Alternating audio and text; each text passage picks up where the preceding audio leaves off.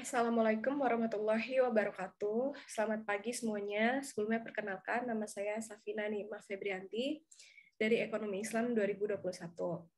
Pada kesempatan kali ini, saya akan membahas mempresentasikan mengenai salah satu subbab yang berada di buku 1001 Invention Heritage in Our World, yaitu mengenai blood circulation. Nah, sebelum kita lanjut membahas lebih dalam lagi, sebelumnya kita juga harus tahu nih kira-kira apa sih yang akan kita bahas di presentasi kali ini, apa sih yang akan kita cari gitu, apa sih yang akan menjadi output kita setelah kita membahas ini. Nah, jadi yang pertama kita akan membahas gitu ya tentang apa sih sirkulasi dan seperti apa kira-kira peredaran darah manusia, peredaran darah manusia gitu. Selanjutnya kita akan membahas tentang teori Galen juga, lalu dilanjutkan dengan teori Harvey, dan yang terakhir Ibnu Nafis. Seperti yang kita ketahui, beliau adalah ilmuwan muslim yang menemukan tentang peredaran darah kecil ini. Nah, selanjutnya kita akan masuk ke pengertian. Nah, kita mulai dulu nih dari pengertian sirkulasi. Kalau KBBI menyatakan sirkulasi itu adalah peredaran gitu ya. Seperti yang kita ketahui kayak peredaran udara, peredaran uang, peredaran darah juga. Lalu KBBI juga bilang kalau sirkulasi ini merupakan jumlah terbitan gitu. Nah, cuma kalau misalnya teman-teman masih bingung gitu ya nangkapnya gimana, mungkin saya akan menjelasinnya seperti ini. Jadi kita manusia ini, kita semua ini mengalami suatu ruang yang dalam kaitannya itu dengan dari mana kita berasal, dari mana kita bergerak, dan akan kemana arah kita itu mengantisipasi tujuan kita gitu. Sehingga sirkulasi ini menjadi suatu wadah untuk memfasilitasi hal tersebut tadi, di mana kita bergerak dari suatu tempat ke sebuah tempat lainnya yang berbeda. Sehingga fungsi dari sirkulasi sendiri ini adalah untuk menghubungkan satu ruangan dengan ruangan lainnya. Nah, karena kita kali ini akan ngebahas sirkulasi peredaran darah gitu ya, jadi kita akan masuk ke sisi biologisnya. Nah, ada nih yang disebut sebagai sistem sirkulasi. Apa sih sistem sirkulasi itu? Jadi sistem sirkulasi ini adalah sistem yang memfasilitasi pertukaran zat-zat yang dibutuhkan tubuh dan zat-zat metabolisme.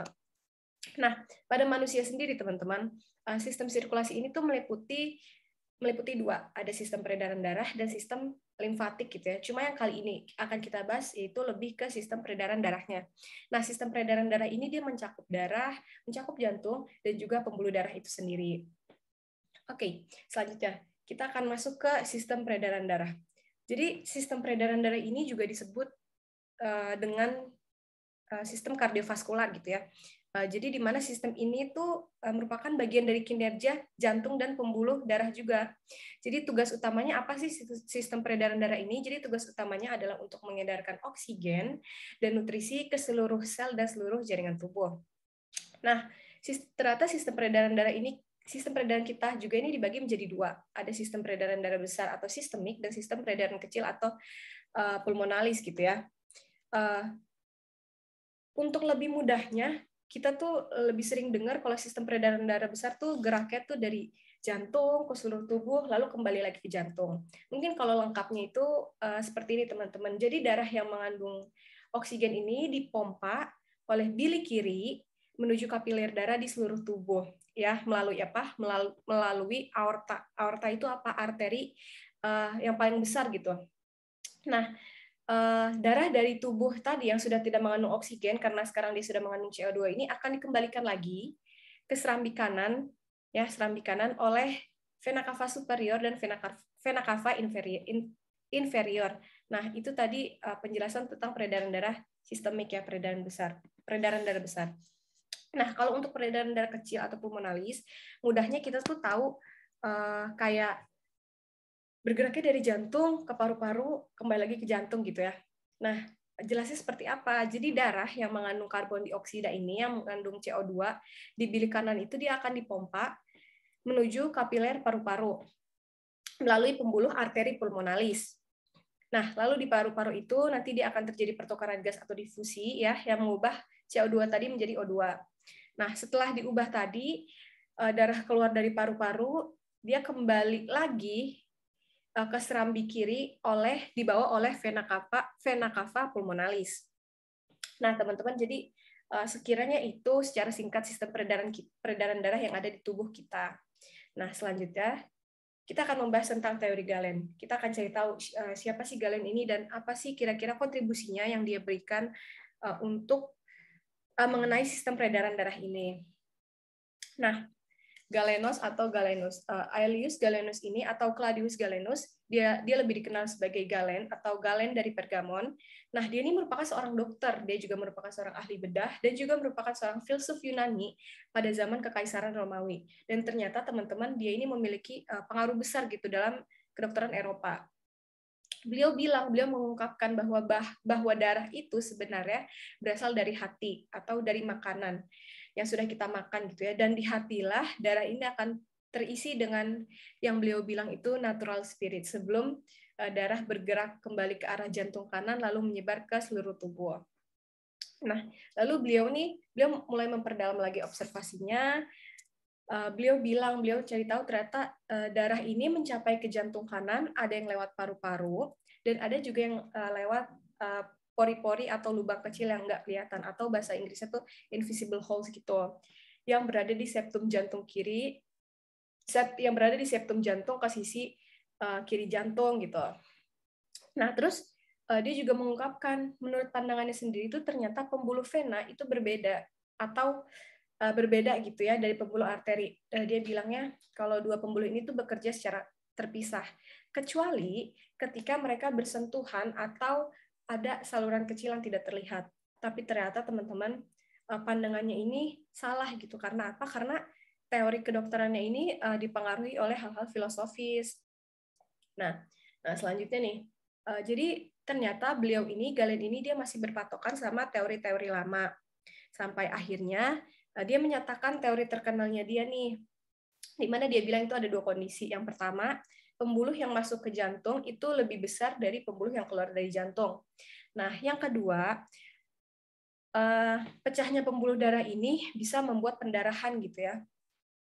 Nah, terus dia bilang pernyataan yang kedua ini dengan penjelasan pentingnya itu, dia bilang kalau setelah melewati bilik kanan, darah itu masuk ke bilik kiri lewat suatu layer gitu yang berada di dua bilik tersebut, melewati juga small visible dan invisible holes tadi yang udah saya bilang.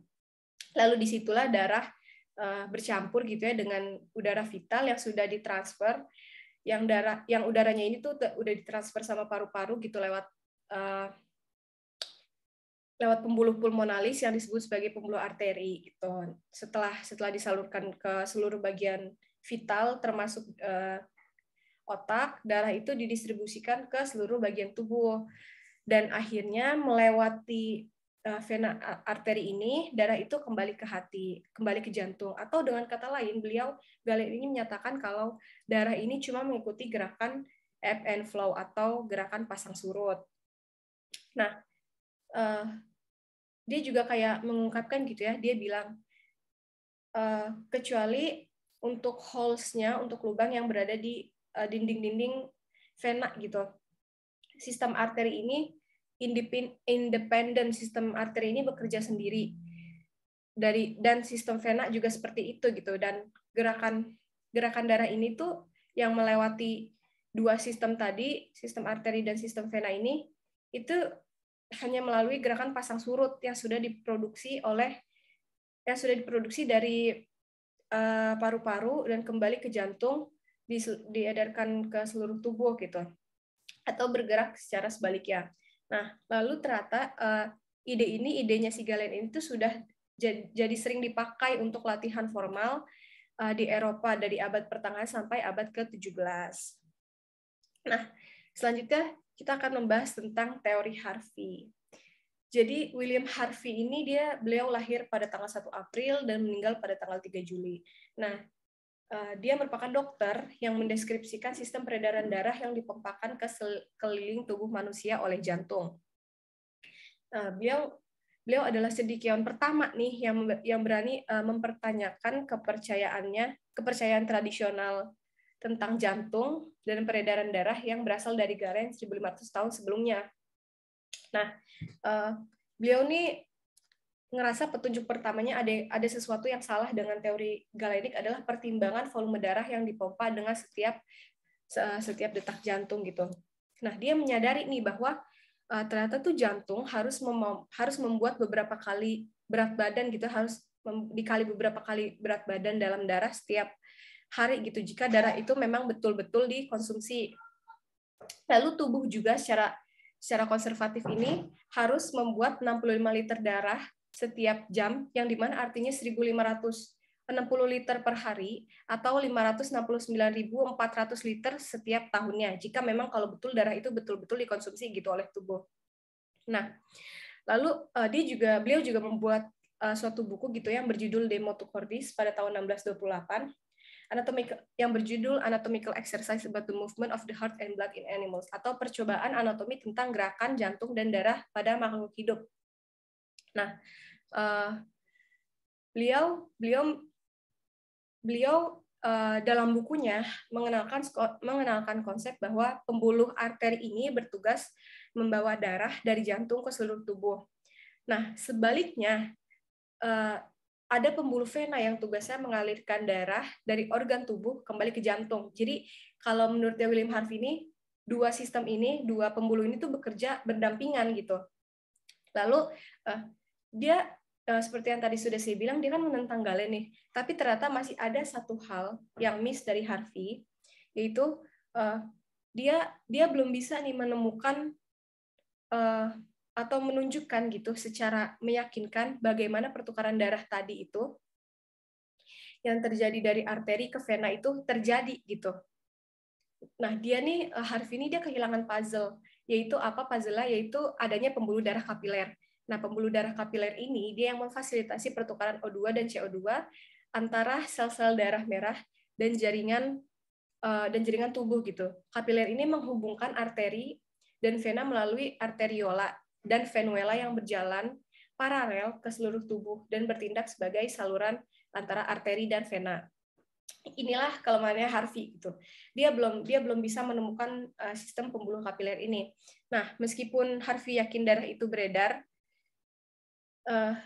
meskipun dia yakin gitu ya kalau darah itu beredar, tapi dia tuh masih belum bisa gitu menjembatani atau belum bisa memberikan secara jelas bagaimana sih hal itu tuh bisa terjadi gitu. Nah, lalu dia berpendapat juga bahwa jantung adalah pusat dari sistem sirkulasi, yang dimana dia diketahui juga sebagai orang yang menemukan bagaimana darah kita bergerak di seluruh tubuh pada abad ke-17. Lalu selanjutnya, kita akan masuk ke Ibnu An-Nafis gitu ya. Siapa sih Ibnu An-Nafis ini? Oke, jadi Ibnu An-Nafis atau inventor of the pulmonary circulation, dia merupakan orang pertama gitu ya yang secara akurat mendeskripsikan peredaran darah dalam tubuh manusia gitu. Beliau bernama asli Alauddin Abu Hasan Ali bin Abu Al-Hazm bin An-Nafis Al-Quraisy Ad-Dimashqi. Nah, beliau ini lahir pada tahun 1213 di Damaskus, Suriah. Dan beliau meninggal pada tahun 1288 di Kairo, Mesir. Dia merupakan dokter Arab gitu ya yang membuat kontribusi yang signifikan terhadap awal-awal pengetahuan mengenai sistem peredaran darah kecil. Nah, lalu pendidikannya nih. Beliau mempelajari ilmu bahasa, fikih, dan hadis di kota Homs, Syariah gitu. Beliau juga mendaftarkan diri di Rumah Sakit Pendidikan Al-Bimarstan An-Nauri. Pada tahun 633 Hijriah, saat usianya belum genap 26 tahun itu, dia berangkat nih menuju Kairo gitu, atas undangan Sultan Al-Ayyubi Al-Kamil Muhammad bin Ahmad. Nah, dia ini kemudian diangkat sebagai kepala direktur rumah sakit Manchuria dan jadi dokter pribadi Sultan. Nah, lalu dia nih menulis gitu ya suatu buku gitu. Itu naskah gitu buku ya yang berjudul tuh jadi dia menulis suatu buku yang dengan judul Syarah Al-Tasrih Al-Kanun, di mana di situ tuh di dalamnya ada komentar terhadap anatomi di Avicenna Canon gitu ya. Jadi naskah yang berisikan diskusi mengenai hasil kerja Ibnu Sina gitu, Avicenna. Jadi dia mengomentari hasil kerjanya Ibnu Sina gitu. Kira-kira apa sih yang dia ungkapkan gitu ya, yang dia diskusikan gitu. Jadi ternyata Ibnu Sina ini juga dia masih mengacu sama model atau teorinya Galen tadi di awal. Jadi di dalam naskah itu Ibnu An-Nafis ini dia membuat 3 kemajuan penting. Yang pertama itu dia dengan tegas bilang kalau septum interventrikular antara bilik kanan dan bilik kiri itu bukan merupakan poros. Jadi tidak bisa ngebuat darah mengalir melalui poros tersebut seperti yang diungkapkan dalam modelnya Galen. Kalau tadi Galen bilang cara berpindah darah dari bilik kanan ke bilik kiri itu kan tinggal lewat aja ya, lewat invisible holes. Nah, ternyata kalau Ibnu An-Nafis sendiri dia mengungkapkan bahwa itu tuh bukan nggak ada gitu invisible holes tadi. Lalu yang kedua, karena tidak adanya koneksi atau hubungan antara bilik kanan, jadi tidak adanya invisible holes ini melalui septum interventrikular, maka darah itu dari bilik kanan hanya dapat mencapai bilik kiri dengan apa? Yaitu melalui sirkulasi pulmonal. Atau yang kita ketahui nih, beliau adalah inventor dari pulmonary circulation, peredaran darah kecil gitu ya. Nah, yang ketiga, harus ada komunikasi atau koneksi kecil gitu antara arteri pulmonalis dan vena pulmonalis gitu. Ini adalah prediksi yang terinspirasi dari keberadaan kapiler paru, karena ini tuh tidak terlihat sampai 400 tahun kemudian oleh Marcello Malpighi. Jadi tadi kan saya sebutkan bahwa kalau ternyata si Harvey itu dia belum menemukan sistem peredaran pembuluh kapiler itu kan. Nah, terus 400 tahun kemudian ditemukan oleh Marcello Malpighi. Oke. Nah, yang selanjutnya Ibnu An-Nafis. Jadi beliau menyatakan gitu ya, kalau peredaran darah manusia ini dimulai dari bilik kanan, melalui arteri pulmonalis, kemudian mengalir ke paru-paru, lalu lewat vena pulmonalis, sirkulasi darah, kemudian kembali ke serambi kiri menuju bilik kiri untuk diedarkan ke seluruh tubuh. Nah, teori ini tuh dikenal dengan sistem peredaran darah kecil atau sirkulasi pulmonal. Lalu teori Ibnu An-Nafis tersebut itu kini sekarang disebut sebagai sistem peredaran darah kecil. Tapi teori dia ini ternyata udah ketinggalan selama 300 tahun gitu, sampai tahun kurang lebih 1900-an baru terungkap gitu ya. Lalu ada juga teori dia yang membuatnya terlihat jadi ada juga teori Ibnu An-Nafis ini yang menonjol gitu ya. Yaitu apa? Yaitu argumennya soal pembedahan jantung dan paru-paru. Jadi dari pembedahan itu dia melakukan pembedahan, lalu ia menjadi orang pertama yang menyatakan kalau paru-paru itu terdiri atas sejumlah bagian. Di antaranya ada laring, ada pembuluh arteri dan pembuluh vena.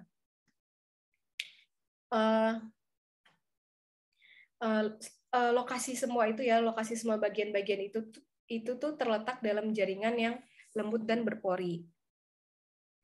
Oke. Lalu selanjutnya, nah kita akan membahas nih tentang karya-karya Ibnu An-Nafis. Jadi yang pertama ada Syarh Tasrih Al-Qanun. Jadi ini tuh merupakan sebuah buku yang berisi kumpulan dari buku pertama sampai buku ketiga Al-Qanun karya Ibnu Sina yang membahas tentang anatomi gitu. Jadi beliau memang sudah masuk gitu ya ke dalam materi atau beliau nih tertarik gitu dengan membahas anatomi gitu. Nah, lalu di dalam buku ini tuh Ibnu An-Nafis menguraikan apa yang ditulis oleh Ibnu Sina di dalam buku Al-Qanun tersebut. Serta dia juga menuliskan beberapa kesalahan dari Ibnu Sina itu sendiri. Lalu buku ini juga nih, buku Syarh Tasrih Al-Qanun ini yang menguatkan penemuan Ibnu An-Nafis tentang sirkulasi darah kecil. Lalu selanjutnya ada Al-Mujaz fi At-Tib. Ini merupakan buku juga, merupakan ringkasan dari buku Al-Qanun karya Ibnu Sina. Lalu Ibnu An-Nafis ini setelah dia meringkas buku Al-Qanun tersebut, dia membagi buku ini menjadi 4 bagian gitu. Yang pertama ada kaidah-kaidah kedokteran secara teori dan praktek. Lalu kedua ada makanan dan obat-obatan. Yang ketiga ada penyakit organ tubuh, dan yang keempat ada penyakit yang pada umumnya menjangkit semua organ tubuh gitu. Lalu yang selanjutnya ada Syarh Mufradat Al-Qanun, ada Al-Muthib fi Al-Qul, ada Nafsir Al-Alwas wa Asbab Al-Amrod, dan yang terakhir ada Al-Mukhtar min Al-Ghidhah gitu. Jadi ini merupakan karya-karya Ibnu Al-Nafis selama beliau hidup.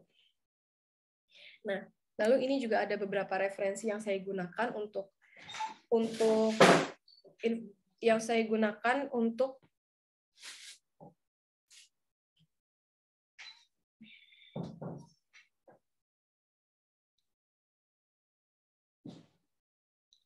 Oke, jadi selanjutnya ini ada referensi yang saya gunakan untuk mencari-cari gitu ya materi mengenai sistem peredaran darah kecil ini. Ada dari buku 1001 Invasion Muslim Heritage in Our World, 147 ilmuwan terkemuka dalam sejarah, dan dari beberapa yang lainnya gitu. Sekian presentasi dari saya mengenai sistem peredaran darah manusia. Kurang lebihnya mohon maaf. Wassalamualaikum warahmatullahi wabarakatuh.